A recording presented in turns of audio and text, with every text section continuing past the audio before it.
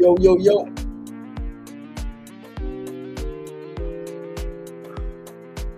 Yo, yo, yo, what up, what up, what up, what up, what up, what up? What's the deal? What's the deal? What's the deal? Happy Fortune and Freedom Friday. It is Friday, August 14th, 2026. And it is the day. A lot of emotions, a lot of thoughts, a lot of feelings, so many different thoughts, feelings, and emotions.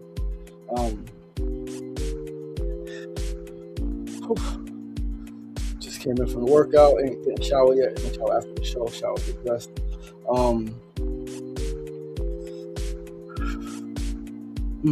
August 14th. There's a lot of meaning, a lot of different meaning now, right?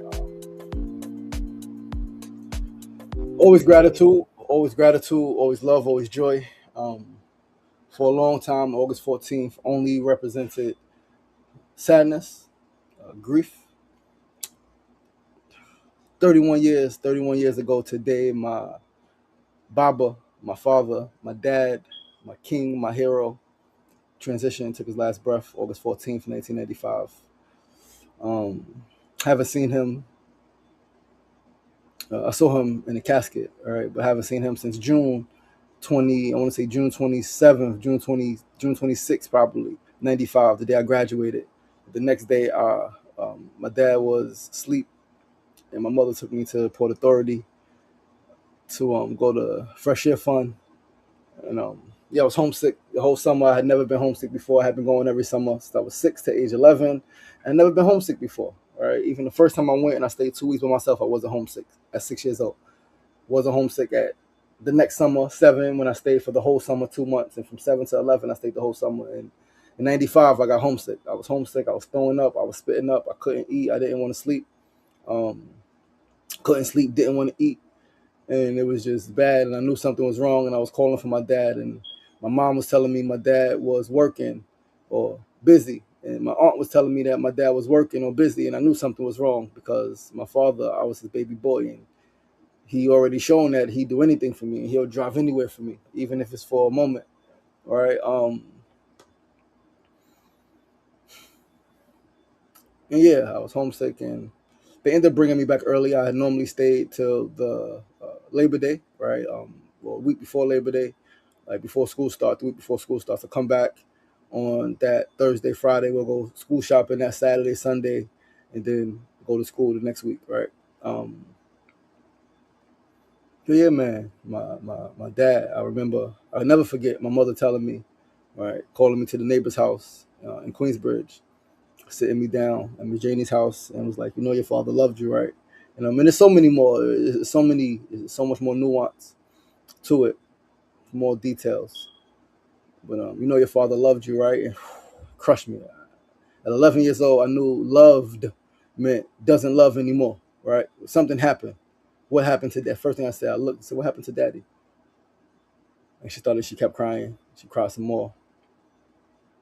And she hugged me. She's like, Mom, what happened to daddy? You scaring me. And she said, I think she said it one more time, you know, your father loved you. He really loved you.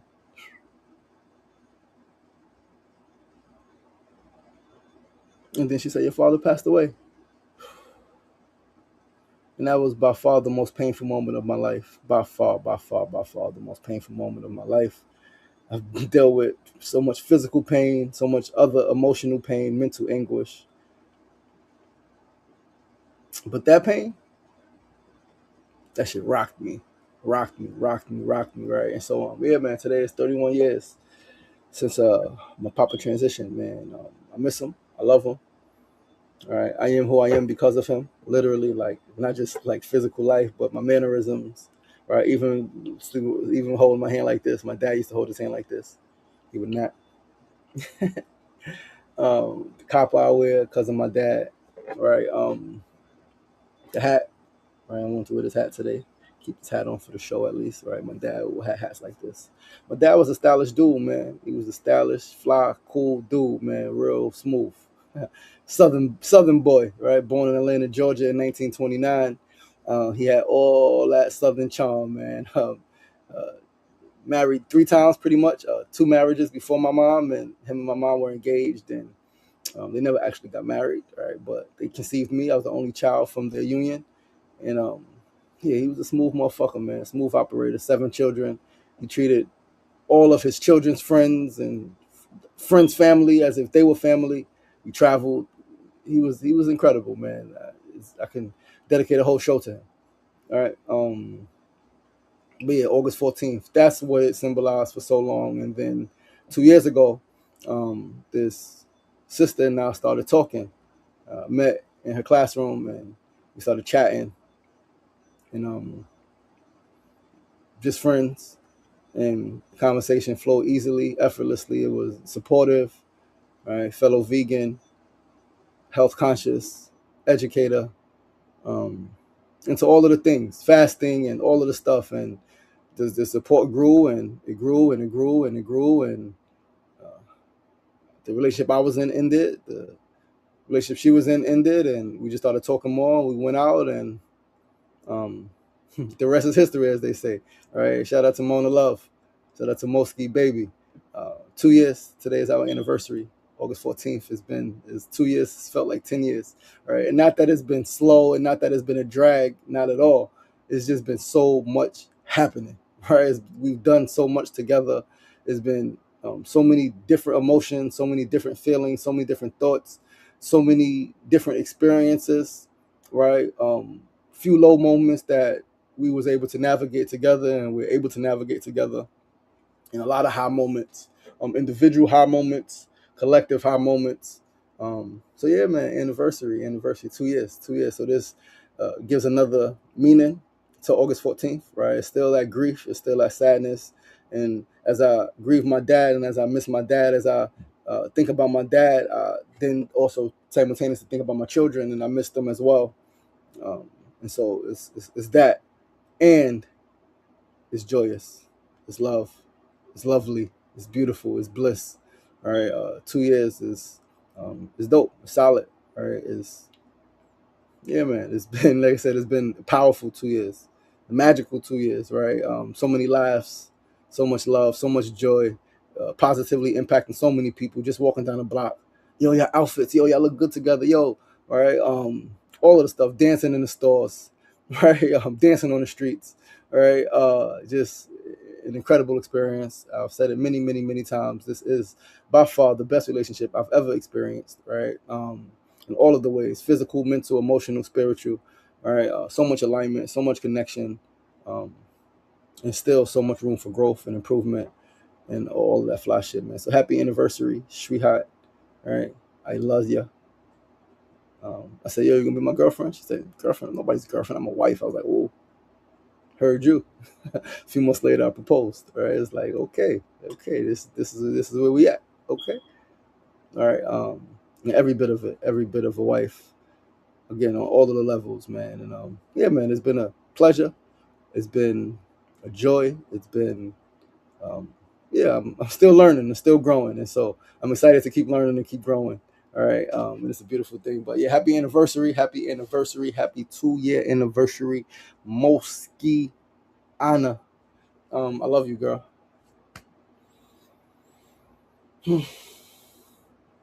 Thanks for also making space for grief and joy to exist in the same space. All right, grief and joy to exist in the same space at the same time.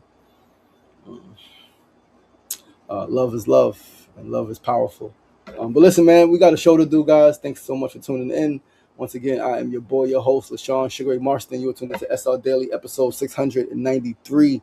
We are closing out week 139, right? It's week 139 or week 140 already. I think it's week 139. We're closing out week 139. Yes, week 139, final.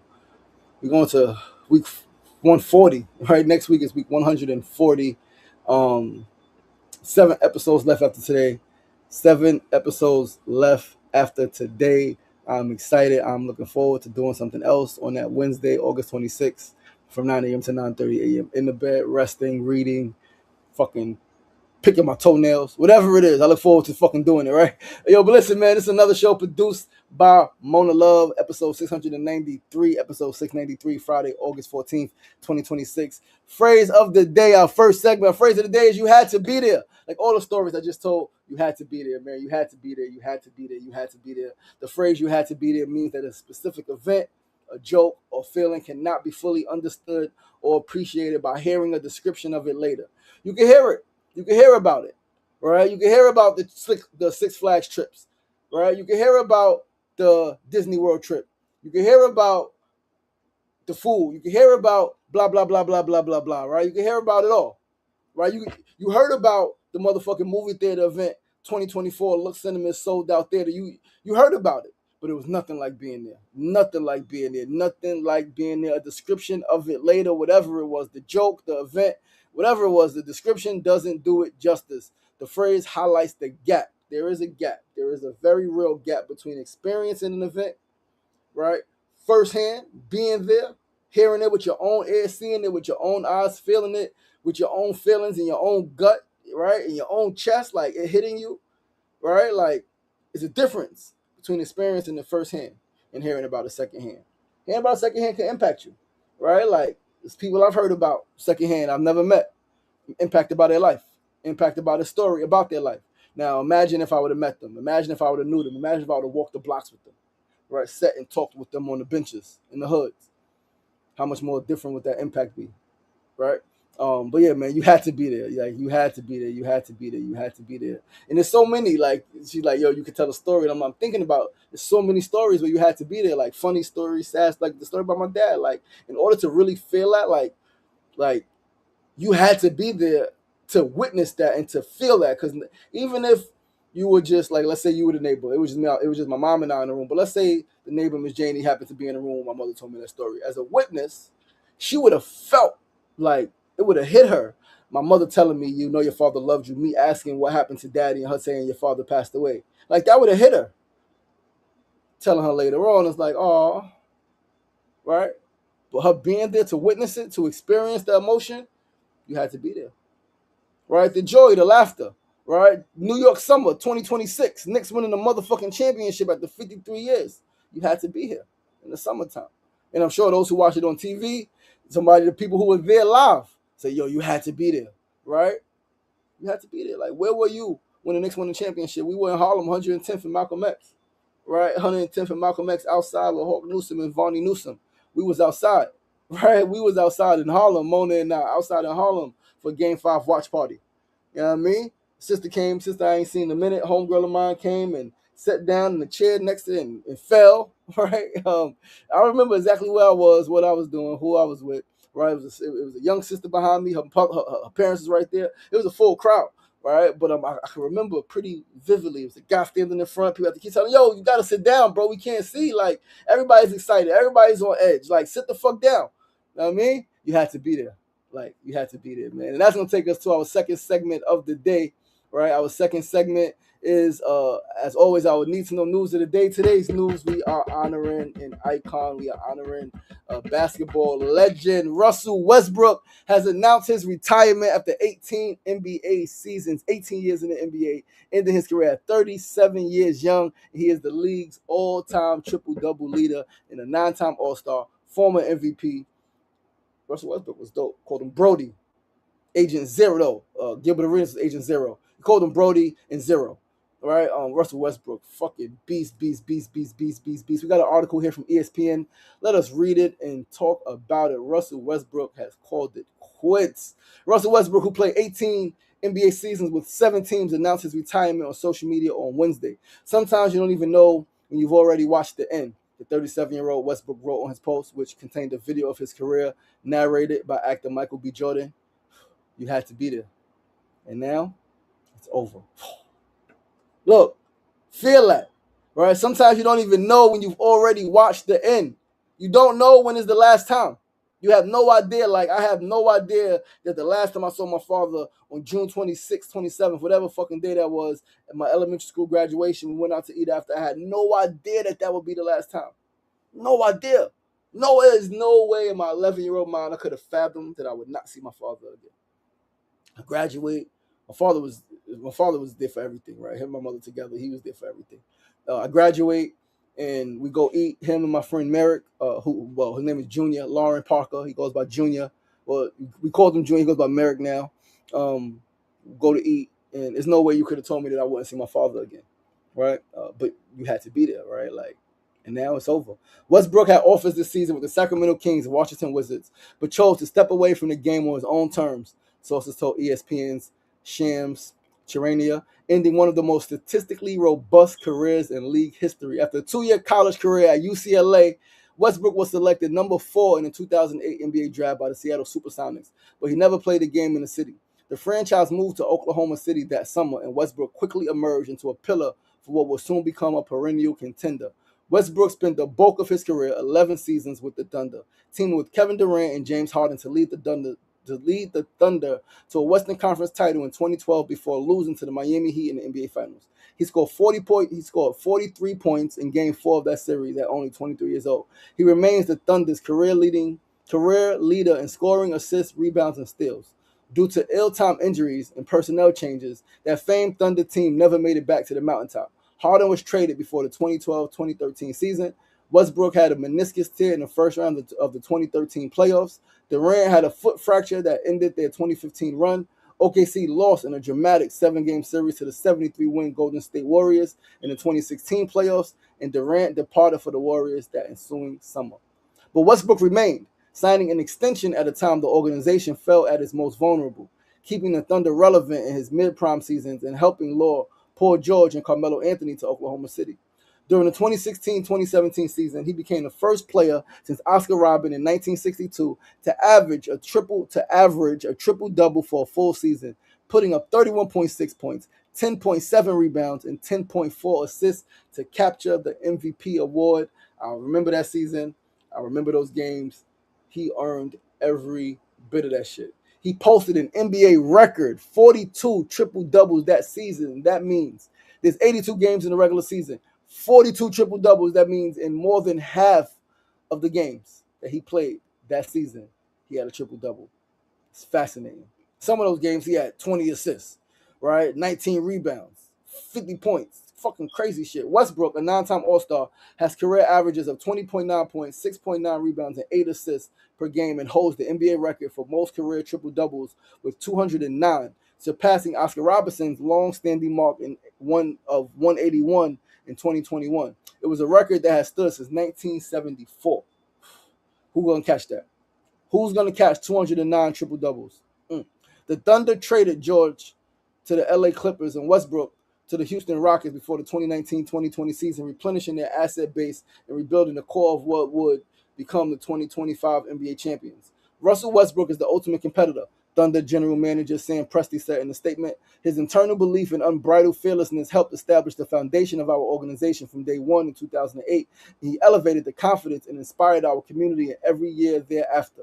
The trade from Oklahoma City jump-started the winding portion of Westbrook's professional journey. He would play for the Rockets, Wizards, Lakers, Clippers, Nuggets, and Kings over his final 7 seasons, maintaining his durability and production deep into his 30s. In his final season, Westbrook started 58 games for the Kings and averaged 15.2 points, 6.7 assists, and 5.4 rebounds. During the season, he became the career leader in rebounds from the point guard position, a badge he wore proudly, and joined LeBron James as the only 2 players in league history with 25,000 points and 10,000 assists. Fire, fire, fire, fire, fire, fire. Let's finish this up. Westbrook retires 5th in NBA history in career assists behind John Stockton, Chris Paul, Jason Kidd, and LeBron James. He is 14th on the NBA's scoring list with 27,176 points. The only 3 active players ahead of him are James, Durant, and Harden. The Kings had discussion with Westbrook about bringing him back in recent weeks, league sources said, but it would have been in a reduced role as the organization turned its direction over to rookie point guard Darius Acuff. Westbrook's agent, Excel Sports Management founder and CEO Jeff Schwartz, released a statement earlier Wednesday about issues for veteran players, potentially such as Westbrook, to land deals in the wake of the first and second aprons era of the collective bargaining agreement. Incredible. The Lakers sell for $12 billion, yet teams won't spend on older vets because of current CBA rules. Thank you, Union. Yo, give it up for Russell Westbrook. Clap it up, clap it up, clap it up for Brody. A great career, absolute great career. He is Mona's birthday twin, Goat Brook, as AP Kai says, Goat Brook. That's what they call him, Goat Brook. All right. But yeah, man, let's go to our third segment of the day, right? Russell Westbrook was one of a kind. He is one of a kind. He put a mark on the NBA and on sports that's like worked really hard. Was really, really, really passionate. Sometimes a bit erratic, I would say. Others may say, but he was talented as fuck. He was very intelligent. He was a competitor. He was a competitor's competitor, right? Like he wanted to fucking win. He wanted to kill you. He wanted to kick your fucking ass. Said fool said scandal-free career. Absolutely. No scandals that we know of, right? Scandal-free career, man. But let's go right to our third segment of the day. Today's third segment is our tip of the day. Today's tip is know when to pivot. Know when to pivot, know when to pivot, know when to pivot. Knowing when to pivot means recognizing when to change your current plan. When to change your current plan, strategy, or direction because it is no longer working for you. It's no longer working for you. All right? This SRDaily show. I love it. Mona loves it. Sefu loves it. Mecca loves it. Sis Mecca, what's the deal? A lot of other folks who drop in every now and then, some tune in a few times a week. They love it. I'm pivoting. All right, know when to pivot. This shit is no longer working for me. A holistic pivot means accepting that you are allowed to change. Accepting that you are allowed to change. I'm allowed to change my mind. I'm going to say, you know what? I did the show, right? Let's get to the next milestone and then let's call it quits. Even though I said in the past we're going to do 1,000, 2,000, 3,000, we're going to do 10,000 episodes. 700 is this platform, right? As you grow and learn more about yourself, your strategies must change too. So there are some components of a holistic pivot. Alignment over attachment. You stop clinging to a specific job title, relationship status, or plan just because you spent time on it. Right? That's I forgot what it's called in neuroscience. It's like, oh, just because I already started it, just because I already paid for it means I got to keep it forever. It's like, no, you could fucking let it go. Right? You could let the shit go. You prioritize how well something fits your current values. That's the priority. Not because you spent time on it, not because you invested money in it, right? Is how well does it fit your current values, right? Evolution is not quitting. There is a difference. So quitting is giving up because things are difficult. You quit like, oh, I can't do it. It's tough. It's hard. I got to give it up. I can't. That's quitting. Pivoting is making a conscious choice to redirect your energy because you have outgrown your current situation. That's pivoting, right? That's evolution, right? We are putting down SRDaily because we want to focus on the Sugar Ray Show, national TV, channel 11, prime time, right? Get our mind right, get our body right so we can look great in those suits, look great in those clothes, so we be on fucking national TV. That's the dream. That's what we're working on. So we did this, we learned some shit, we built some confidence. All right, now let's pivot, let's step back, let's redirect, and let's go do something different, right? Listening to the whole self. This is the key about holistic. Holistic pivot happens when you pay attention to data from your mind, boredom or stagnation, your body, chronic stress or fatigue, and spirit, a lack of purpose. Literally, this pivot that I'm making was a holistic pivot. It wasn't just my mind, right? It was my mind, my body, and my spirit. I just, again, in the mornings, I don't have the same energy to do this shit as I did a year ago, 2 years ago, right? And so that's powerful. And then honoring the past, right? This is a big part of a holistic pivot. Honoring the past. You accept that your old path was not a waste of time. I didn't waste time. It wasn't for nothing, right? It gave you the exact skills, the lessons, and the maturity you need to take the next step. I am now more confident than I've ever been that I can actually land something on national TV. I can slow down my talk enough. I can structure some notes. I can structure an episode. I can structure a season, right? I can find guests. I can do all of the things. I have all of the skills I need. I have the skills, the confidence, the lessons, the maturity, right? Yeah, man. So like, listen, this shit is almost over. 7 episodes left. SRDaily episode 700 is going down and it's wrapping up at the same motherfucking time. Grand opening, grand closing, right? But yeah, man. So like, we're gonna talk one last part about holistic pivot: persistence, right? This is the key. Persistence is not always about just continuing. Sometimes persistence means being willing to change direction when the season you're in has changed. Can you change direction? Shift gears, I like to say, right? You're in a car, you drive in the first gear, all right? You change lanes, all right? Let's go to second, third gear, boom, all right? Let's go, all right? Like, you driving a fucking car, switch lanes, change motherfucking gears, shift gears, and just keep fucking going on the road, right? You're gonna be all right, man. But let's go to our fourth and final segment, guys, before we wrap up the show for the day. Our fourth segment, as always, is our build of the day. We got to pull up a note for this specifically. All right. Where is it? Where is it? Where is it? Where is it? Where is it? Oh no, it's not here. Oh no, it don't gotta be here. Gotta be here. It's not here. Hold on one second. That's crazy. That's wild. That's wild. Is it here? Where is the note? Where is the note? The note is not there. It's not there. Right, hold on one second, guys. Give me a moment. Let me pull it up. Let me pull up the note. Right. We are going to talk about the rewiring your brain. Right. Rewiring your brain patterns, shifting patterns, just taking control. Hold on. Repeat and change. Yes, yes, yes, yes, yes. Pattern interruption. Um, Hold on one second. So yeah, so this fourth and final segment is about rewiring brain patterns. Please understand, and understand your brain is not fixed. Your brain is not fixed. Your brain can change. Therefore, your life is not fixed. You can change, right? If your brain is not fixed and your brain could change, literally, your brain structure can change, right? Chemical can change, function could change. If your brain could change, your life could change. Your life is not fixed, right? Your life can, like, your life change really comes down to your ability to rewire your brain. Can you rewire your brain and create new pathways? So we're going to read this post from the Quantara on Instagram. We're going to talk about it.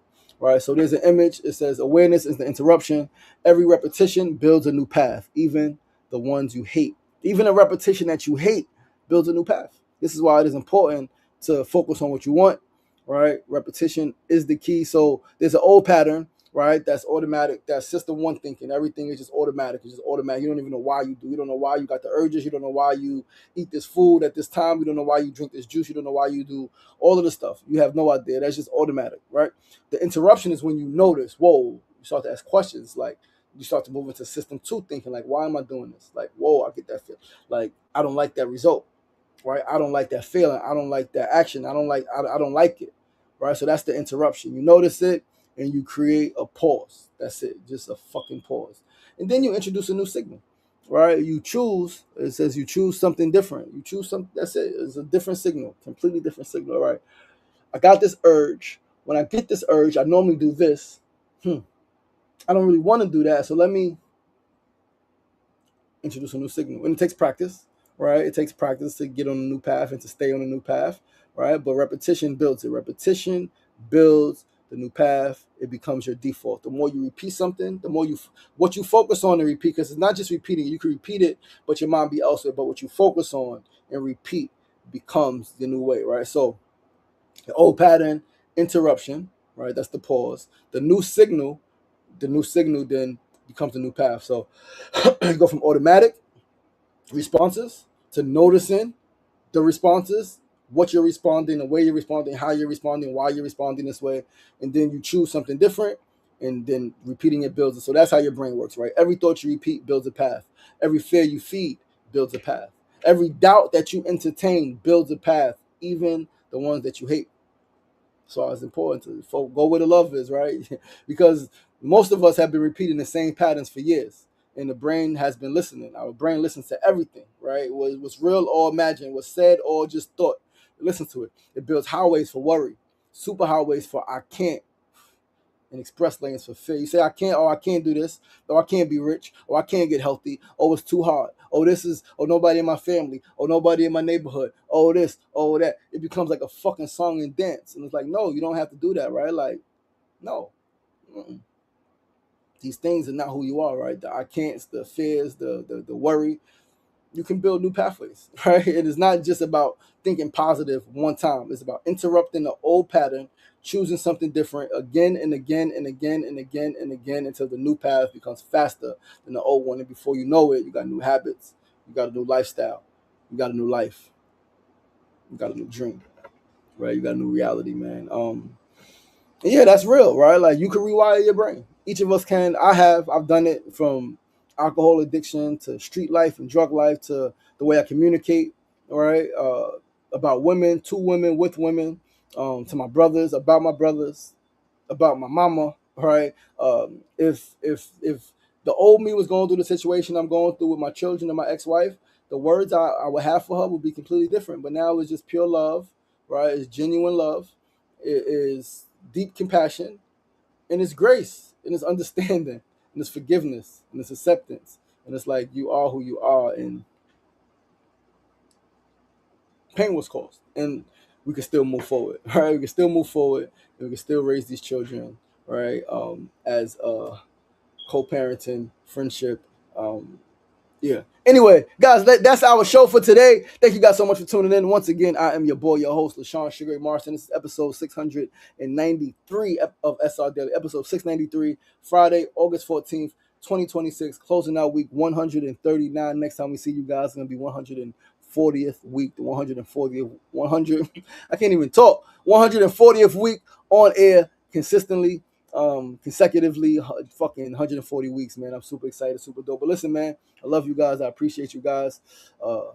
Give me some grace today. Send me some love today. Again, today is a beautiful day. It is a heavy day. Pain and joy both exist at the same time. It is my anniversary, and it is the day my dad transitioned. And it is also, I forgot, my best friend George's birthday. George passed on my dad's birthday. My dad passed on his birthday. He passed at 20 years old. I was in prison. He was in college, and he's the one who died. Doing the right thing, on the right path, and he's the one who died at 20. Can't make this shit up, man. I love you guys. I appreciate you guys. Tap in next week, Monday through Friday, 9 a.m. to 9:30 a.m. Facebook Live, YouTube Live, and of course, TikTok Live, man. Remember, it ain't getting knocked down. That's the problem. You're staying down. So get up! The power is in you. As always, be kind to yourself. Be kind to each other. Peace and love.